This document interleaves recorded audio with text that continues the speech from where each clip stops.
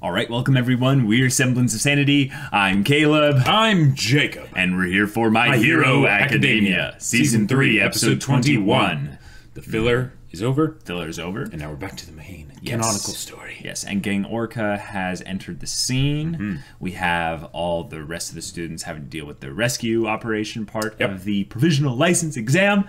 But now that we have villains attacking, we have to decide who gets divvied up to where. Are the combat people like Bakugo going to be solely fighting villains? Are they going to be kind of trying to misdirect the villains and take the fight elsewhere? Are they just going to be providing a protective wall while the rescuers and rescuees go a different way?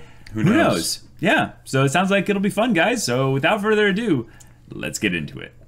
All right, guys, as we've been getting a lot of copyright claims with MHA and stuff, we have to do timer-based reactions for these. Make sure to grab your own footage and sync it up with the timer that we have going here. We're going to get that started right about now. All right, so we're going to start the episode in 5, 4, 3, 2, 1, now.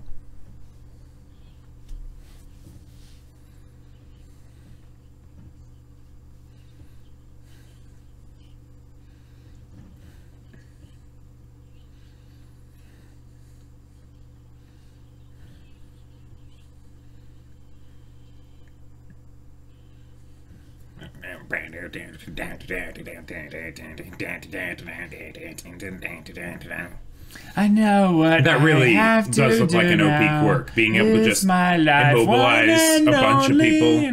Like, that's I mean, it might not even be a quirk, but yeah, it does look like one. Yeah.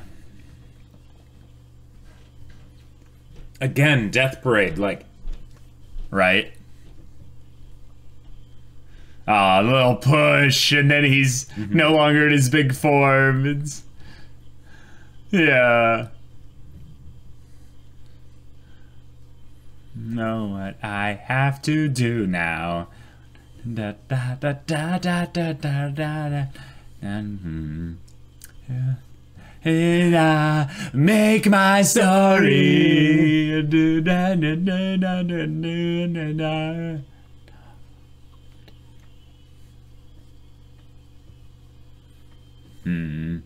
Right, so that part hasn't happened yet. right. And then we need to get into this. Like, this is like this right here. If they do something like that, like just That at would be all, so awesome. that will make this entire like second half of season 3 like look like pale in comparison, because it's just gonna be so good. Like 3 weeks earlier. Oh. Yeah.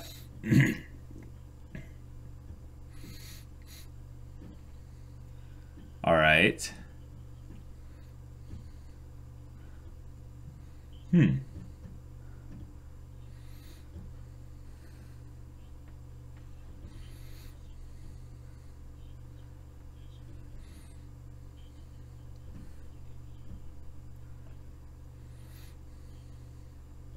Interesting.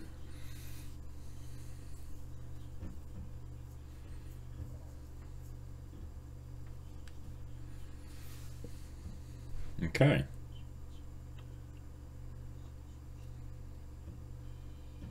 Gotcha. Yeah. Oh. So we need to focus on people that can work together. Right. Yep, it's a good idea.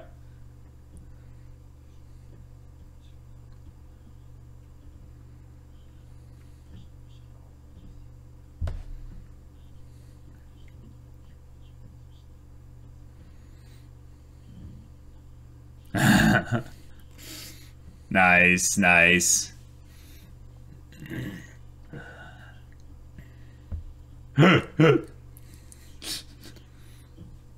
Can you?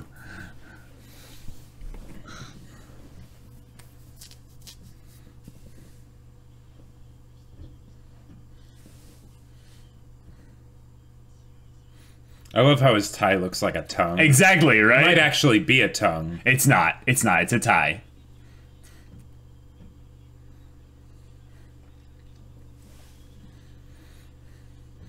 Yep. Here we go. This is where you can shine, Mineta. Right?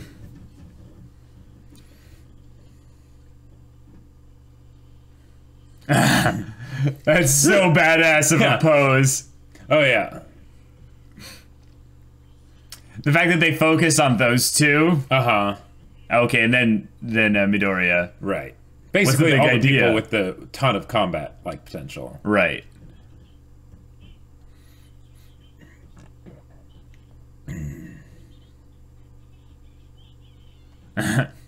Someone has to either regroup or...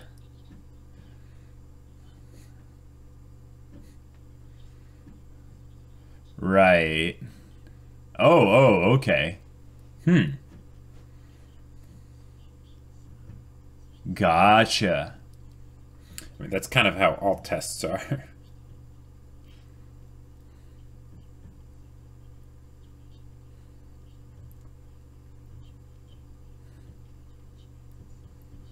Jeez.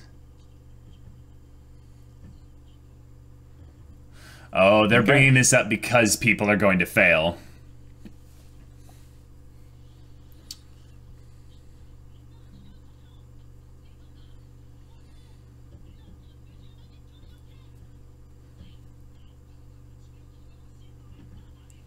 Nice. Cool. Huh. Oh. Whoa! Whoa! Okay. What is his quirk?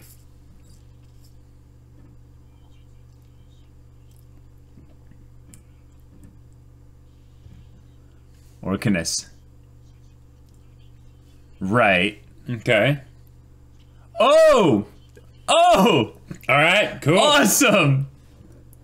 And Bakugo comes flying in. Oh, or Todoroki. Oh my gosh!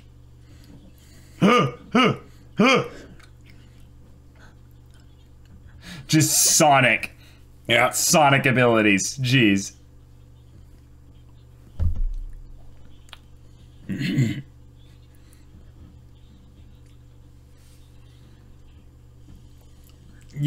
Jeez, Todoroki is just too strong. But he's keeping Gang Orca holed up while immobilizing the rest of them. Oh, so. Here comes Inasa.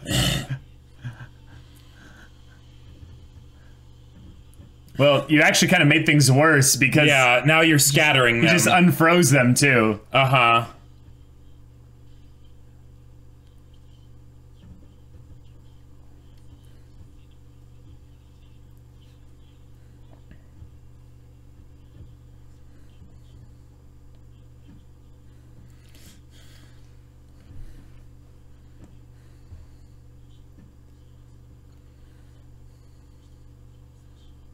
Yep. Although they don't work together very well. Well, yeah, we'll see. We'll see how they do that.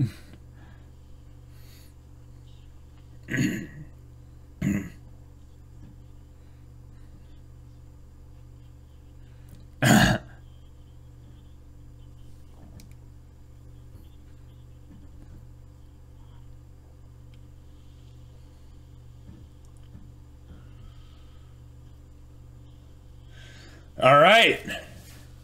That should make it Wow. Really? Bro. Ah. Attack from different sides too. Jeez, like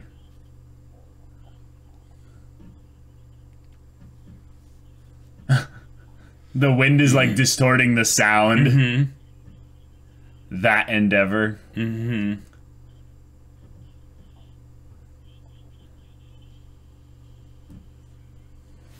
Oh, we hear their weapons. Okay. All right. Seriously. Yep. Mm-hmm.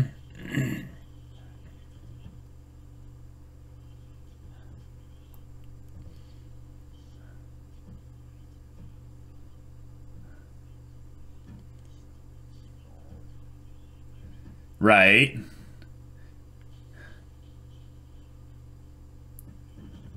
Oh. Whoa.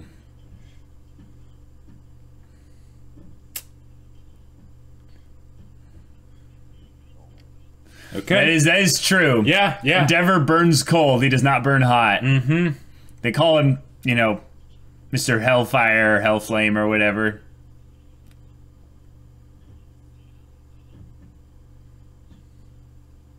Whoa. Oh. Whoa. Okay. I know that he's got reasons, but he's basing it all off of one interaction from each. Yeah, yeah. And he was older on the second interaction, so...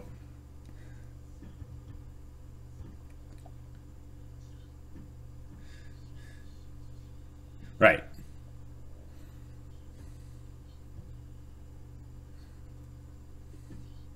Awesome.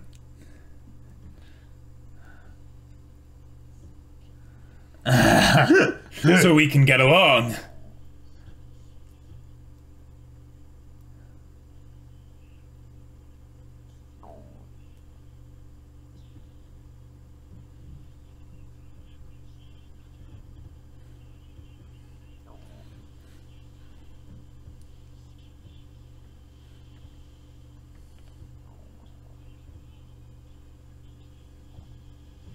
Oh, crap! Wow. Okay. Deku saved his life. Yeah. Like... Wow, Deku! Okay. That was some voice acting. Whoa, he's huge. Yep. 202 centimeters. Jeez.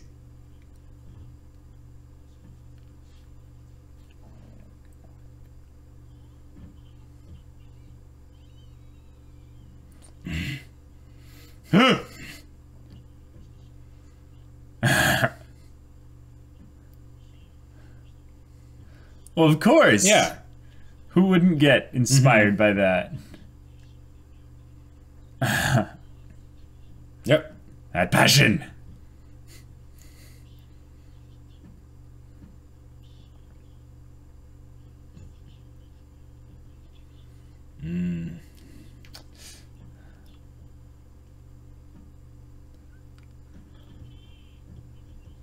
Oh, wow. We're getting a full backstory here. Mm-hmm.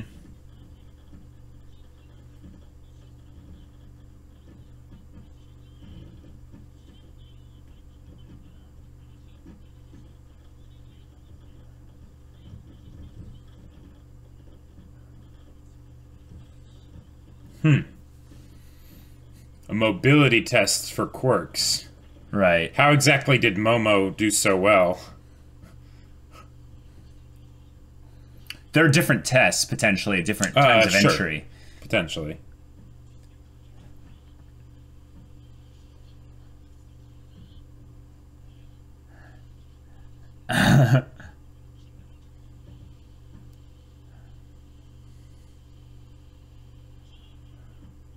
Wow.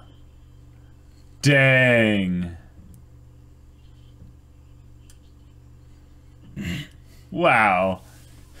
So Okay. those two are monsters, basically. Yep.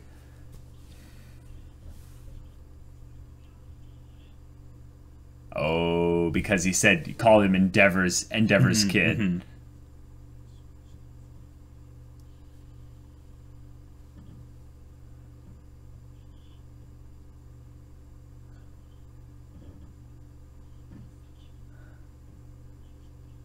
Whoa. See, this I mean, this is good because it showcases, I'd say, in a lot of ways, Todoroki's characterization more so than Inasa's. right. Like, Inasa's motivation is childish, but it's realistic for the most Which part. is good because otherwise it would kind of be like, okay, why is this here? You know? Right.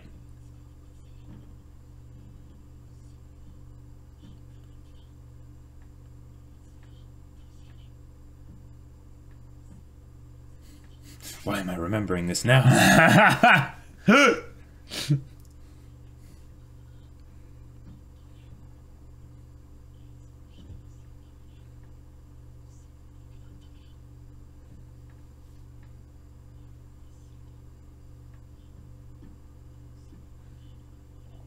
Yeah.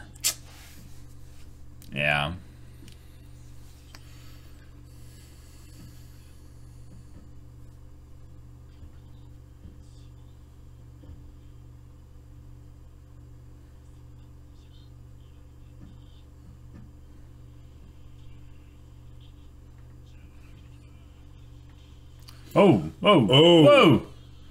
Oh, that's the animation. Right. That's his quirk.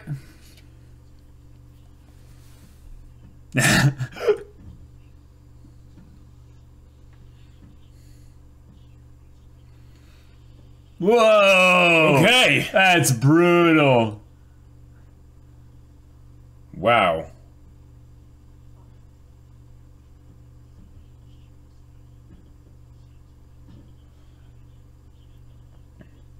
I love how they're getting into it too, you know?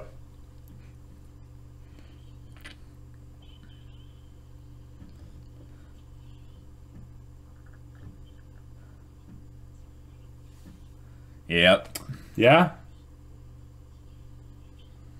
Oh. Yep, yep.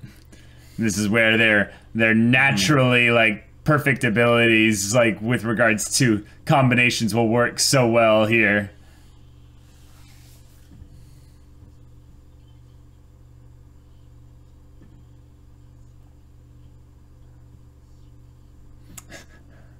Yeah, nice. Yeah, yeah. He kind of wakes him back up. Mm-hmm. Oh, it's a tolerance to vibrations of that type in general. Right. Huh. Huh. Huh. Huh.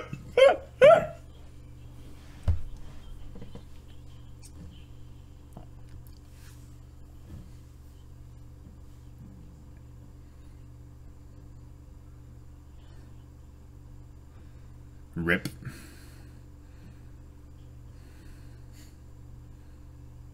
Oh, this music. I like this song. Wow.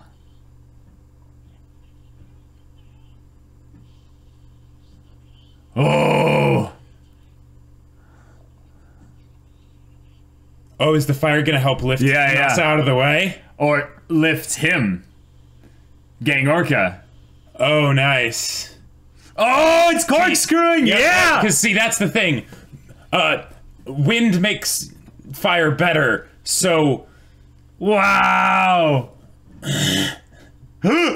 That's incredible! Alright. Wow, without moving. But Todoroki can help control the quirk by using the flames. Yep.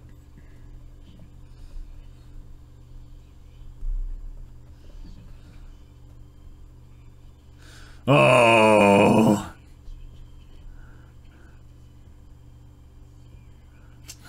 The line animation here is pretty sweet. They're having gotta fun say, there. like.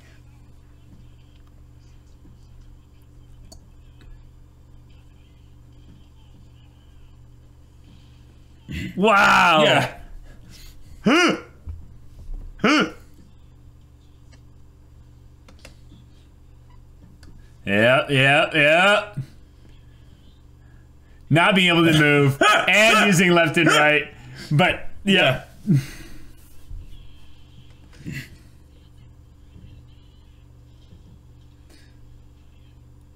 There you go. Nice.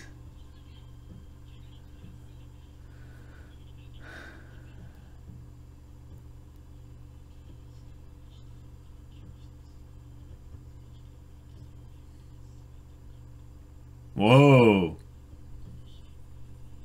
Dang.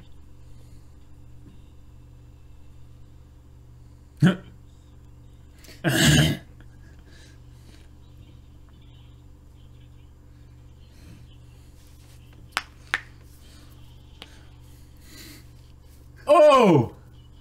Wait. Wait.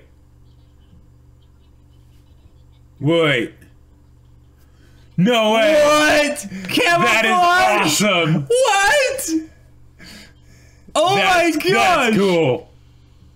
Oh, of course we have Mr. Chewbacca. Hair guy, yep.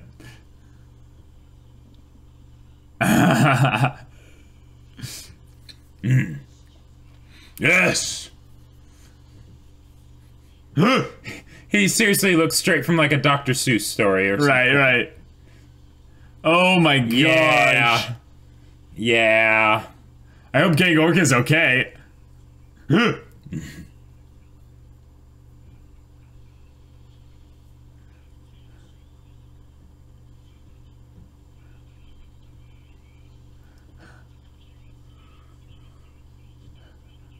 He's keeping himself hydrated. Yeah.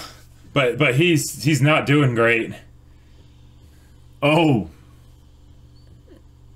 Dang. Whoa. Whoa.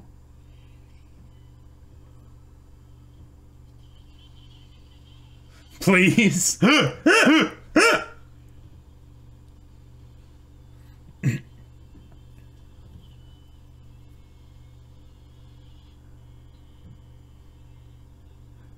At this moment.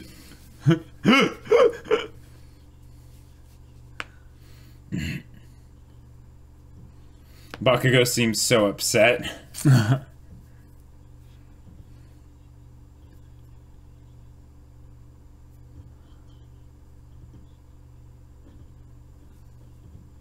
Oh. You know what? Inasa and Todoroki probably failed. But if both halves are weighed equally, like I don't know if it's something where they have to pass both. No, it's not weighed equally. Yeah. It's elimination. It's elimination, yep. So, yeah, he broke the armor. But Inasa and Todoroki had their moment, essentially, of just absolutely not working together. Collaboration. That was what the whole episode was about. So, if they're going to have anyone quit... Yeah.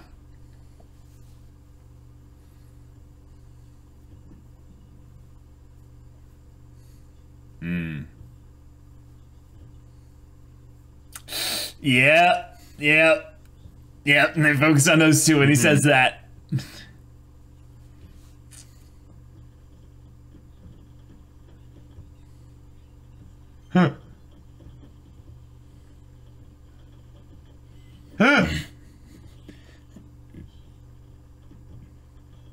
Oh, that's... Of course. That's so typical. Yeah. Wow. Yeah.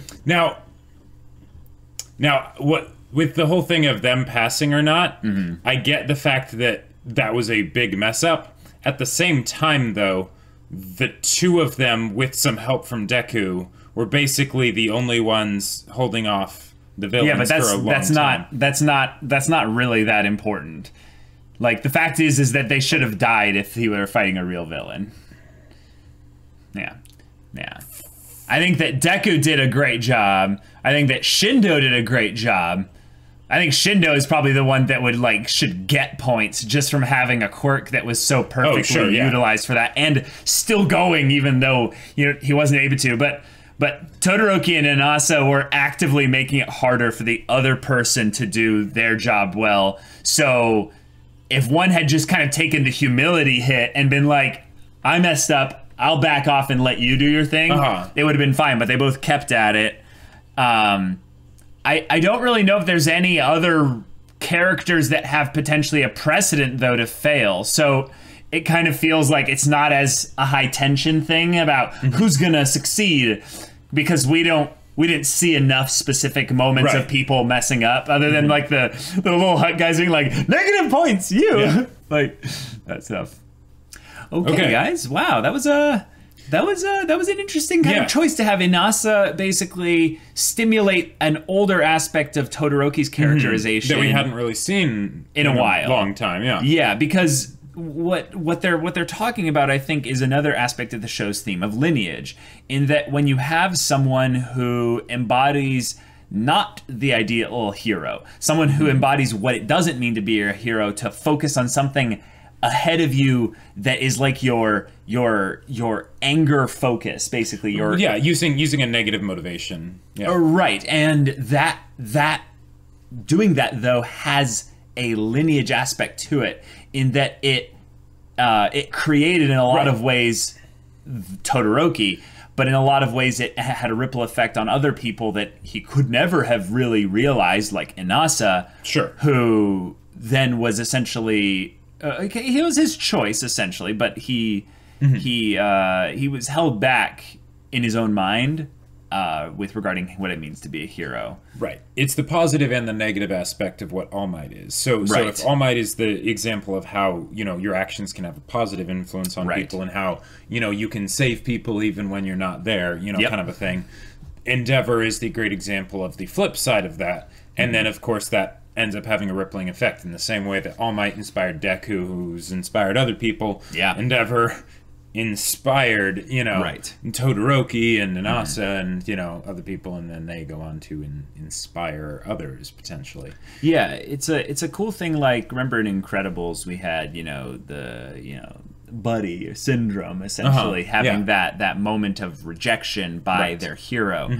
What it also pokes a little bit at is the idea of putting so much stock in idols or heroes, rather than having it be a blend of not only your hero, but your ideals, basically. Right. So Inasa actually held onto his ideals for the most part. I'm trying to make a callback to the opening. I think that's actually the previous opening. Yeah. But the point is that Inasa is all about passion. He is all about inspiring others with positivity, probably because he saw both sides of it. Right. The thing is he held on to the negative side because I think on some level he's kind of an extreme person. Sure. So he's not able to really middle ground things, find balance, if you will. Yeah, it's basically that they let the actions of people dictate their identity. Yes. So, well, and not necessarily their identity 100%. It's not like Inasa's whole life was revolved around the idea of, I hate Endeavor, right? No. But they let other people get to them. And whereas, the whole idea of keeping to your ideals, that should be something where, regardless of what happens, you do what you do. And that's the whole idea of being a hero, right? Right.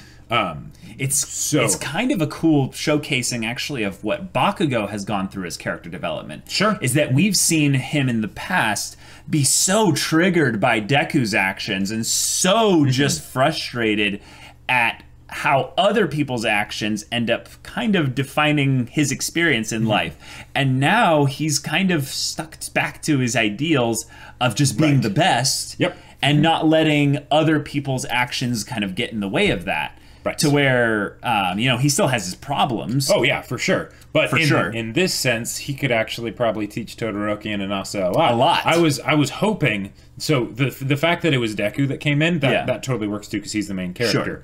I was thinking it was going to be Bakugo. I did too. Because I was thinking, because he's a combat specialist. Because he's a total combat specialist. He has the mobility. He could get there from pretty much anywhere. Right. And one, it's also the other element. Like, I know Todoroki can do fire, but if he's primarily ice and then Inasa's, air, but Bakugo's fire. You missed the point, though, is that all the elements were there. Shindo. Oh, that's right. Yeah, that was the point, is that they were attacking with all four elements, the Avatar. Basically, They say they haven't, like, Horikoshi hasn't seen Avatar Last Airbender, whatever. Yeah. Then we have moments like this, in combination with the whole Todoroki Endeavor storyline. Technically, Sendo's not an earthbender, is more like sending out shockwaves. Technically. And shockwaves just generally travel really well through the ground, but, but that's none of my business. Yeah, exactly. No, that was very much intentional. That would have been. It doesn't have to be an Avatar reference as much as it is just a Four Elements reference. But that would have been so amazing if Bakugo came in, because I feel like it would have been one of those sort of wisdom from the mouth of babes type things. Because we always expect Deku to come in and say something that's helpful, right? Right. He's Deku. He's the cinnamon roll. He's the good boy, right?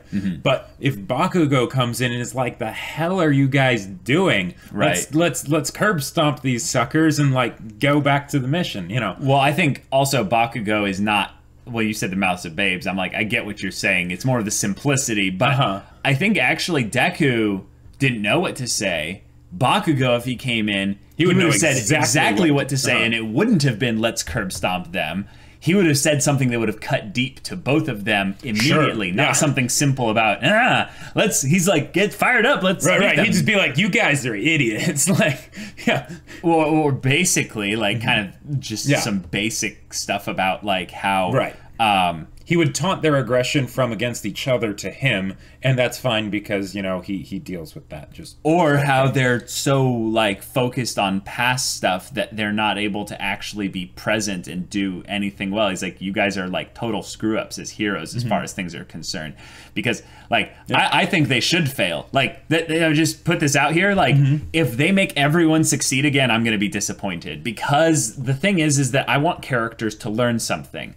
And you don't learn from your successes. You learn from your mistakes. You learn from your failures. I think that failing this test means, like, very little in the grand scheme of things. Like, let's be real. Like, the provisional license exam is basically saying, okay, you will be able to go out and do hero work on a provisional license. You can still get your hero license at some point. If it's kind of a world where let's take some of the strongest quirks that we've ever seen and say, no, just because you have a strong quirk doesn't mean you can actually go out there and be a hero and stuff, because you as a person need to work on you. Then we can have a clever way to, in some ways, like, not nerf, but kind of segue out the OP abilities that win all the fights so that they can actually develop as characters. And Inasa, I like the concept of his character. A super passionate, kind of Tanaka-type character that just is all bravado and extremes and has some trouble finding balance. I love that. Todoroki's kind of the kudere, like... you know? Yeah, he's Todoroki. He's Todoroki, yeah. Do I personally wish that development and focus was given to characters that had already been introduced? Because I think there are a lot of characters that could use... It's 50-50. Todoroki's been introduced. Well, that's true. Todoroki's been introduced, and that's the Also, this is just two of the people that are probably going to fail. There could be more, and I think it would be cool to have them be like, "Hey, here's a bunch of like randoms that we don't know about that failed as well." Right. And then maybe like 2 other people or 3 other people that we know about fail. Yeah. Here's if they do end up failing, because they could do something where it's like, okay, we saw you guys like fixing things in the middle of it, and then that's enough to like balance it out, so you don't bring it up to fail. 48 points, but you still fail, or like 51 points, so like just barely get it. But if they do end up failing, what I hope it ends up being is that basically they say, hey, from a technical perspective, you guys still helped everyone escape. Right. Here's the problem. Yeah. Heroes are heroes. They're supposed to be held to a higher standard. And you guys, in particular, have some of the most powerful quirks out there. Right. So we need to hold you guys to an even higher standard than the rest of the heroes. We cannot just because you were effective in this situation, we need you to work on you. Right. That whole thing. I don't like that. I don't like the idea of worshiping a quirk, or basically like putting a quirk on a pedestal. The characters themselves were actively making the situation worse by being there. It would have been better if they weren't there for that beginning part. For the end, they made up for it. I totally am with you. I just think that if one of them doesn't fail, like, I think if they made both of them fail, it'd be kind of poetic, because, you know, they're both there. But I think if at least one of them, like, fails, it'll be fine, because it's the kind of thing where I wouldn't be able to separate, in my opinion, which one was more in the wrong at that point there. So I would just like both of them to fail. But I don't like the idea of where people with kind of specific quirks, or more kind of just what we assume to be kind of just really strong powers and stuff, are kind of weighed differently based around like, well, we need to get Todoroki's quirk out into the field. No, I'm not talking about something like that. I'm talking about from the standpoint that if they're doing it based on like actual like grade subtract things like an actual test. Right, but they told us how they did it. They said they have 100 points. Yep. And they're only subtracting points. They don't gain points. Oh, yep. I am well aware of that. So all they're doing is putting a value to their mistakes. Yeah. And if they were to say that their mistakes of their reducing effectiveness of each other is over 50% of the total points, because they haven't really been doing much of anything to get them to lose points earlier, right? We don't know that. I mean, if it's not shown, it doesn't exist. Well, no, I mean, we saw other characters have their like minus points, you know. Yeah. So those are probably like 1 or 2. Like, right, exactly. It doesn't really matter. It'd be essentially minuscule points. Right. But the fact is that you have 100 people on this test, right? And essentially, 3 people held off the villains. There were more people that were in it, but for the most part, 3 people did it. Yeah. And so the fact Shindo, Inasa, and Todoroki. And the fact that they didn't work well together and they were it was bad. But I don't think it's 50 points dock bad. I think it's like 70 points immediate off for like both of them, just for the whole thing there. If you don't have a specific kind of like ability to work together in this instance, I think what it was not that they made a mistake. It was that they repetitively made the same mistake. And then there were dumb little things like thinking about your backstory while you're that's not a free action, basically, you know. That's also just episode choices. I mean, well, no, I know, but literally, Gang Orca was like, "What are you doing with a villain right in front of you?" Basically, the thing that Todoroki wasn't actively fighting, or even doing the thing that he was good at, right, when he should have been, even if he was competing with someone who they ended up canceling each other out. Okay. And remember, there's no gaining of points. So no, I'm well aware of that. No, what I meant was that makes their action later, where they work together, mean nothing on the point scale of things. And it's just something that's good to bring up. Well, okay, I will say it does, because that's less points that they would be losing. They were not losing points at that end part there. Oh yeah, I totally agree. Like anytime, whether you're talking about losing points or gaining points, it doesn't actually mean anything, because it's just a sign that you throw in front of the number. Right. Totally. They could totally have them fail, and I'm all for that. But I don't know. Okay. Well, the value of the points being taken away is arbitrary for us as far as the story goes, because we don't know how it's being scored. So they basically decided we're just going to get the results kind of slapped in our faces, and we'll see what ends up happening, and then maybe explain afterwards as to why those scores were given. And that's the main thing, I feel like, because they would not be able to have like it's not like a driving test where it's like, okay, were you able to parallel park? Okay, yeah, yes, no, you get this many points taken off, right? So it feels like it's really a question of whether the teachers just see this as being an automatic fail. That's my point. Yeah, I see it as being an automatic fail. Gotcha. Yeah. Okay. Yeah. I feel like the only thing that's really to be gained from this whole exam, like really story-wise, because I'm not really the biggest fan of this kind of being a huge story focus, is that we get to see them work together with their quirks. It's an evolution of the tournament arc, where we get to see more people, more quirks, and how they use it creatively and all that. Yes, but no. It's that we get to see people that were in the tournament arc actually now using their quirks together in combination and such. The new people, new quirks is kind of like that. Of where it just gets to be bigger, like it's just bigger. But the evolution of it is that they then creative uses with each other. The creative uses with each other in combination.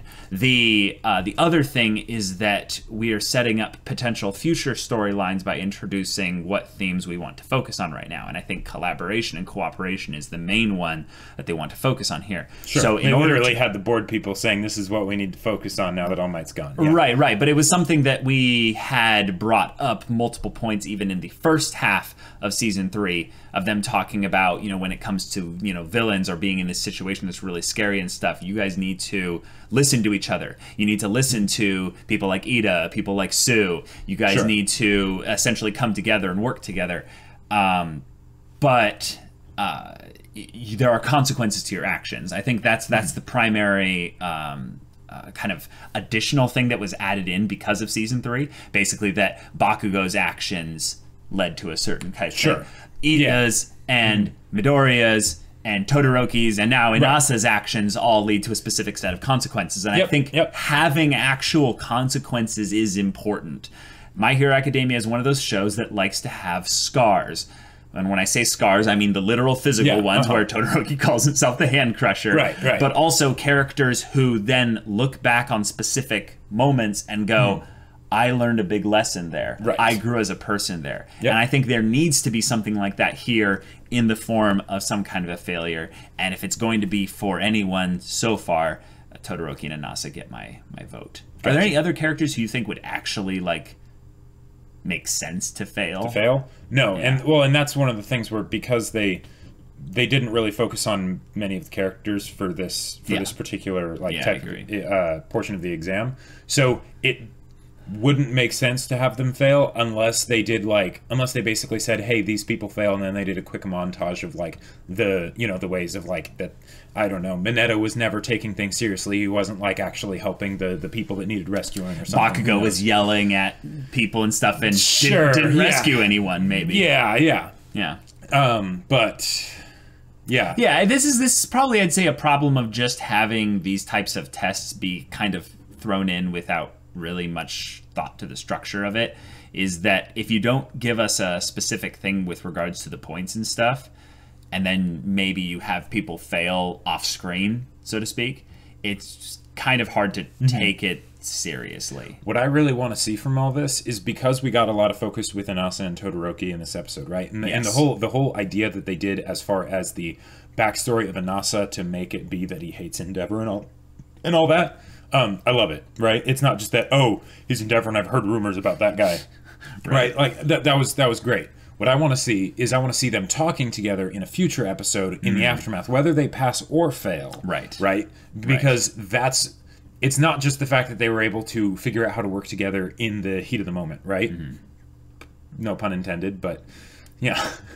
I'll stand by it. It works. It's pretty good. But I want to have that basically lingering moment in the aftermath to basically have them be reflecting on what happened, not giving more flashbacks, but basically talking things out as people, like showing that they can, work together and get over the problems that they have with each other. Sure. And that would be great to showcase in either them passing or failing. And failing, it would be really cool to see them then coming together even stronger. I do think, though, that one of the ways you can foreshadow future story arcs and like future stories in general is having these characters that come together through kind of fun and less serious circumstances are then set up to then work really well together when the circumstances are dire and things are very serious, and Gang Orca is not, the villain, so to speak, that they're dealing with. So that kind of stuff, really good. I would like to get back to more development of existing characters that haven't gotten as much development so far. I liked how it seemed like the ball test had more kind of development for side characters that hadn't gotten development thus far, and that was, I would say, utilized well. I would say that this development for Inasa was interesting for Inasa, but we were already interested in him. He's just a fun character to have around. Right. What I think this did more so was to showcase Todoroki's characterization, in that his character is one that we always knew had a point where he was so doggedly focused on being not Endeavor that he ended up becoming like Endeavor. What you focus on, you find. Right, but us showing it, us being able to see it, is better than I think being told about it or kind of assuming it. Well, and also, like, since Todoroki was sort of upgraded to main character status alongside, like, Deku and Bakugo, this was really good to basically give us more time with him and stuff, since we haven't really seen much from him since season 2. That's true. So, this worked out very nicely. I am very glad that Inasa's development happened alongside Todoroki. It's efficient. Rather than just on his own or with some other character that we didn't know that was also a new character or something, Yeah, you know. great point. My Hero Academia putting development of a character that's new in combination with an already existing character is a great way to bridge the gap of us caring about the new character, right, but also reinforcing either existing depth or just adding new depth to the already existing character. Right. But yeah, I would say that if we wrap this whole thing up here and we still have more story coming along in season 3, I'm like all for that. I do feel like it's a good thing that this kind of test side of things is now over. Didn't go on any longer. Yes, I agree. I do feel like MHA is one of those shows that like everything about it just gets me hyped up because I get to see more of these characters and stuff. However, I think that this test, if we looked at it in summation, was the lesser part of the overall MHA experience. Or at least of season 3 for sure. Of season 3. Well, season 3, it's easy to say that because the earlier half of season 3 was fantastic. Fantastic. Yeah. But I would say this is kind of like the teacher battles of season 2. In that it's important for it to be done, but it's not the kind of thing that makes it easy to put in actual character development and depth opportunities into it without it kind of feeling forced. And the thing with the teacher battles in there is that one, it was developing the teachers, which we had seen but not really gotten much shown for, and not like character development, but just seeing them in action. But then it was also focused on characters that we already knew, 2 of them at a time, so that was able to get basically a character dynamic without it being chaotic. Right? Having them interacting with each other. Well said. And they were also a lot faster because they were in pairs. So it was always very definite, okay, the focus is on these people, it's on these people. It didn't dilly-dally. Like, They moved things instantly along. ended fights that weren't supposed to be given that much importance, like Ida and Ojiro's versus the power loader. Yeah. But yeah, I think that if we end up seeing more large-scale conflicts in the future, we could be seeing this actually as a way to visually foreshadow the kind of thing where you imagine if All Might's gone, you need 50 heroes basically equivalent to replace All Might. And not even really to replace him, but just to kind of visually represent a united front. A united front. So if Endeavor ends up being the leader of that at some point, that would be awesome. I think, though, that he has a lot of room to grow for that. But having UA students intermingled at some point with pro heroes, because they have the license, they can actually go and do it and stuff. That's the thing I'm really excited for. Is people like Gang Orca and Deku just being on the field together, pretty cool, having to just do work, and the students, listening and following orders and stuff like that. But then you have their quirks enmeshed with pros quirks, and the combinations just become endless. And that's what we really get hyped about with superhero related stories. Speaking of superheroes, Sue having camouflage. Oh my god, that's so cool! What the heck? That is so cool. That's so true. That's awesome. I thought we were gonna find out that Sue paired up with Invisible Girl, and Invisible Girl found out a way to envelop her as touch well. someone and is basically God's accomplice kind of equivalent. Melioron or something. That would have been amazing. Before Toru is like Yodaing on people's backs, making them invisible. That could be a little bit awkward though, because for her full technique to work, she needs to not be wearing clothes. So if it's on Ida, it'll be fine because he's wearing armor. There we go. Yeah, keeps it wholesome. Yeah. I forgot completely about that, though. All right, guys, this is a fun episode. We don't have full-length reactions because we're putting the timers up on here. We've been getting a lot of copyright claims and stuff, so sorry for having to make you wait for us to, fix the current ones that are blocked and stuff. We'll be getting on that as soon as possible. But if you'd like to be involved in more of the discussion side of things, check out our Discord. Link in the description below for our Patreon. Any level of support gets you access to it. We're going to be ramping up some Discord-specific events coming up, so you can check those out there. And yeah, if any of that interests you, we'll see you there. But until then, we're Semblance of Sanity. I'm Caleb. I'm Jacob. And we'll see you all next time.